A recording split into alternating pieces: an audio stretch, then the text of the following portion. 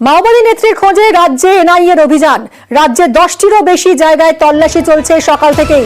মাওবাদী সন্দেহে জিজ্ঞাসাবাদ, তল্লাশি। রাঁচি এবং কলকাতার এনআইএর যৌথ অভিযান। কলকাতা সহ বিভিন্ন জায়গায় চলছে তল্লাশি। পানিহাটি, আসানসোল সহ বিভিন্ন জায়গায় তল্লাশি। অনুপ আমাদের প্রতিনিধির সঙ্গে কথা বলবো। অনুপ, কি কারণে এনআইএর এই তল্লাশি? ঝাড়খণ্ড থেকে সব্যসাচী গোস্বামী মূলত ঝাড়খণ্ডে থেকে মাওবাদী নেতা যখন গ্রেপ্তার করা হয় সেক্ষেত্রে জিজ্ঞাসাবাদ করা হয়।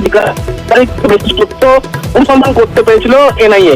এরই পরবর্তী ক্ষেত্রে সকাল থেকে একেবারে 10 থেকে 12টির বেশি জায়গায় কিন্তু ইতিমধ্যে রাজ্য জুড়ে এই এনআইএ তল্লাশি চলছে। যেমন নেতাজি থানা, মেদিনীনগর এলাকা, যাদবপুরের তারই পাশাপাশি একেবারে পানি থেকে শুরু করে আসানসোল, বীরভূম এই কয়েকটি জায়গায় এই তল্লাশিটা দাঁড়িয়ে রয়েছে এমনটাই জানতে পারা যাচ্ছে। যখন এই সব্যসাচী গোস্বামী যায় পরবর্তী ক্ষেত্রে গোটা একেবারে মাওবাদী সংগঠন। কথা আমরা স্পষ্ট শুনতে পাচ্ছি না, একটু সরে এসে কথা বলা যদি সম্ভব হয়। রাজ্যের 10 থেকে 12টি জায়গায় এনআইএ তল্লাশি অভিযান চলছে। মাওবাদী সংগঠনের সঙ্গে যুক্ত রয়েছে এমন বেশ কয়েকজন ব্যক্তিকে চিহ্নিত করেছে এনআইএ এবং সেখানেই চলছে তল্লাশি অভিযান।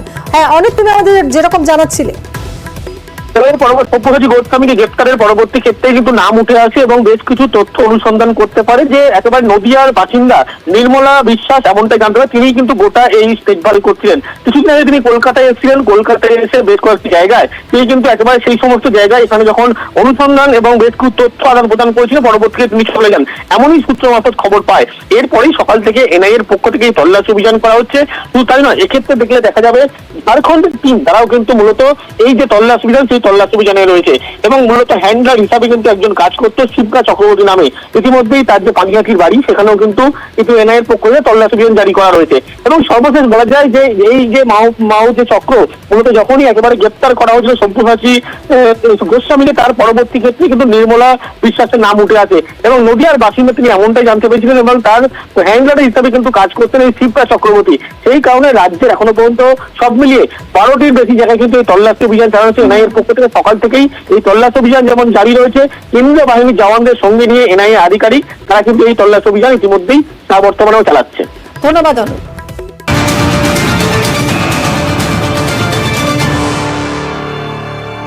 একযোগে 12টি জায়গায়, রাজ্যের 12টি জায়গায় তল্লাশি চলছে। বেহালাতেও এনআইএ তল্লাশি। মাওবাদী বিরোধী অভিযানে তল্লাশি চলছে সকাল 6টা থেকে। প্রায় 7 ঘন্টা ধরে চলে তল্লাশি। বিশ্বজিৎ আমাদের প্রতিনিধির সঙ্গে কথা বলবো। বিশ্বজিৎ, এখন ঠিক কি পরিস্থিতি? এখনো কি তল্লাশি চলছে?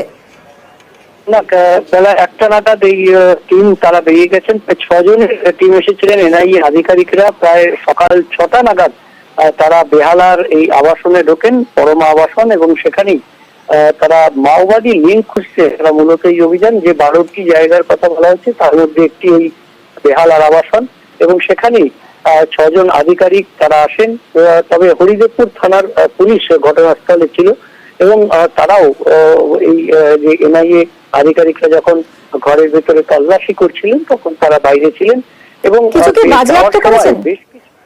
বেশ কিছু নথি আমরা দেখলাম যে কভার ফাইলে করে বেশ কিছু নথিপত্র তারা নিয়ে গেছেন এমনটাই মনে করা হচ্ছে। এবং যদিও এনআইএ আধিকারিকরা কোনো কিছু কথা বলতে চাননি আমাদের সঙ্গে, তবে তারা বেশ কিছু নথিপত্র নিয়ে গেছেন, কাগজ, বিশেষ করে ডকুমেন্টস তারা নিয়ে গেছেন এবং সেই ডকুমেন্টস নিয়ে প্রায় 7 ঘন্টা ধরে তারা এই জিজ্ঞাসাবাদ এবং তল্লাশি তারা করেছেন এই বেহালার আবাসনে।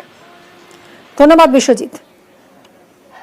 অন্যদিকে ঠাকুরপুকুরেও এনআইএ অভিযান। মাওবাদী বিরোধী অভিযানে তল্লাশি আশুতি নস্কর পাড়ায় একটি বাড়িতে।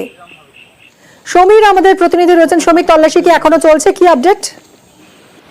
এই মুহূর্তে তল্লাশি শেষ হয়েছে 5.5 ঘন্টার মধ্যে।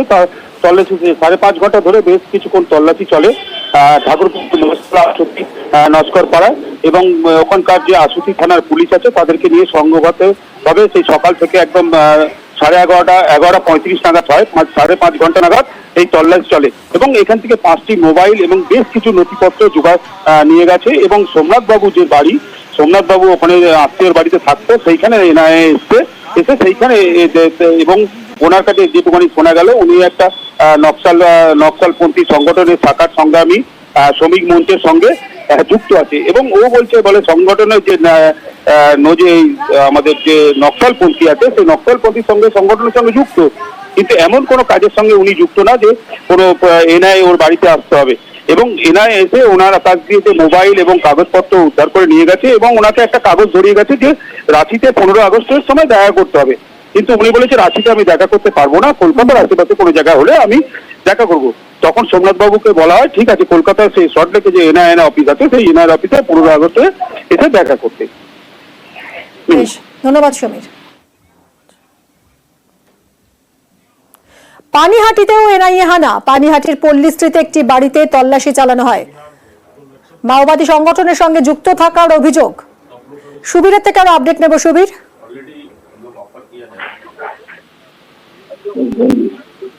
সুবীর, তল্লাশি কি শেষ হয়েছে? কি মানে কিছু কি বাজেয়াপ্ত করা হলো, কি জানা যাচ্ছে? দেখো, 5:15 থেকে কিন্তু এই পল্লীস্ট্রিট যে বাড়ি পানিহাটি পৌরসভার 31 নম্বর ওয়ার্ড, সেখানে কিন্তু এনআইএর আধিকারিকের 4 সদস্য আধিকারিক এবং প্রায় 5 ঘন্টা কিন্তু শিপা চক্রবর্তী একজন জিজ্ঞাসাবাদ করা হয় এবং তিনি যেটা আমাদেরকে জানিয়েছেন যে তিনি অধিকার সংগঠন বলে একটি সংগঠনের সঙ্গে যুক্ত ছিলেন এবং শ্রমিকদের আন্দোলনের সঙ্গে কিন্তু তিনি কাজ করতেন, এমনটাই তিনি জানিয়েছেন। এবং এই যে ঘটনা, অর্থাৎ ছত্তিশগড় অন্ধ্রপ্রদেশের যে ঘটনা, সেই ঘটনা যে মাওবাদী নাশকতার যে ঘটনা ঘটেছিল, সেই ঘটনায় কিন্তু মাওবাদী এক নেতার সঙ্গে কিন্তু সেই এফআইআর এ কিন্তু তার নাম ছিল এবং সেই জায়গা থেকে তাকে জিজ্ঞাসাবাদ করা হয়েছে এবং রাঁচিতে এনআইএর অফিসে কিন্তু তাকে তদন্তের জন্য ডাক করানো হয়েছে এবং তিনি বলেছেন যদি তাকে তদন্তের জন্য রাঁচিতে যেতে হয় তিনি তদন্তের সাথে তিনি এনআইএর অফিসে গিয়ে তদন্তে তিনি সহযোগিতা করবেন। ধন্যবাদ সুবীর। এটা এসছে হচ্ছে এনআইএ থেকে, আপনার রাঁচি থেকে এসছে। এটা প্রশান্ত বসু যে 2022 সালে অ্যারেস্ট হয়েছিলেন, সেই যে কেসটা হয়েছে সেই কেসটাতে ইনভেস্টিগেশন প্রসেসে ওনারা আমাকে যুক্ত করেছেন, সাসপেক্ট করছে, সার্চ করেছে। ওরা একটা অন্য নাম বলেছে যা আমার জানার বাইরে, মানে আমি বিলকুল আমি সেই নাম জানি না। আমাকে রাঁচিতে যেতে বলেছেন, একটা ডেট করে নেবেন। পানিহাটির পর এবার আসানসোলেও এনআইএ তল্লাশি। কুলটির ডিসের গড়ে একটি বাড়িতে তল্লাশি চলে। এনআইএ এর সঙ্গে ছিল তল্লাশিতে এসটিএফও। দীপকের থেকে আরো আপডেট নেব। দীপক, কি হলো তল্লাশি, কতক্ষণ চললো, কি কি পাওয়া গেল? দেখো, প্রায় 5 ঘন্টা তল্লাশি চালানোর পর এনআই সদস্যরা তারা সেই বাড়ি ছেড়ে বেরিয়ে যান। সুদীপ্তা পাল জানিয়েছেন কি এনআই যে টিম এসেছিল তার বাড়িতে তল্লাশি চালাতে, সেই টিম তার মোবাইল ফোন এবং তার ল্যাপটপের হার্ড ডিস্ক তার সঙ্গে নিয়ে গেছেন এবং তার জানিয়ে গেছেন এনআই এর টিম কি পরবর্তীকালে বা আগামী সময় তাকে জিজ্ঞাসাবাদের জন্য যদি প্রয়োজন হয় তাকে তাহলে উপস্থিত হতে হবে, জিজ্ঞাসাবাদে সাহায্য করতে হবে। আমরা এনআই সূত্রে জানতে পারছি মূলত একজন মাওবাদী নেতার সঙ্গে তার সম্পর্ক। এই সন্দেহে আজকে এনআই এর দল তার বাড়িতে হানা দেয়। সকাল 5টার সময় তার বাড়িতে হানা দেয় 7 সকালে এবং প্রায় 5 ঘন্টা তল্লাশি চালানোর পর তার মোবাইল ফোন এবং তার ল্যাপটপের হার্ড ডিস্ক নিজেদের সঙ্গে নিয়ে যায় তদন্তের স্বার্থে। ধন্যবাদ দীপক। কাগজ নিয়ে এসছে এবং সার্চ ওয়ারেন্ট ওনারা দেখালো। যেটা বোঝা গেল সেটা হচ্ছে যে একটা রাঁচির কেসে তাদেরকে রাঁচির যিনি ইনভেস্টিগেশন অফিসার এনআইএ কে আমার ঘর সার্চ করার পাওয়ার দিয়েছে। সেটার ভিত্তিতে ওনারা আমার ঘর সার্চ করার নামে ঘর তন্নাস্তি করেছে পুরো এবং সমস্ত কিছু ওলটপালট করে তারা যেটা সব থেকে সমস্যা হয়েছে আমার যেটা অ্যান্ড্রয়েড ফোন নিয়ে গেছেন, হার্ড ডিস্কটা নিয়ে গেছেন। এই সামনে 10 তারিখে আমাদের হিয়ারিং আছে আরএলসিতে, সেগুলো কোনোটাই আমরা করতে পারবো না। আমরা পত্রিকা বার করি, পত্রিকার লেখাপত্রগুলো রেডি করার কথা, এই বড় একটা ক্ষতি করে দিয়ে চলে গেলেন এবং সম্পূর্ণ মিথ্যে কেস সাজিয়ে এই ইনভেস্টিগেশনটা হয়েছে।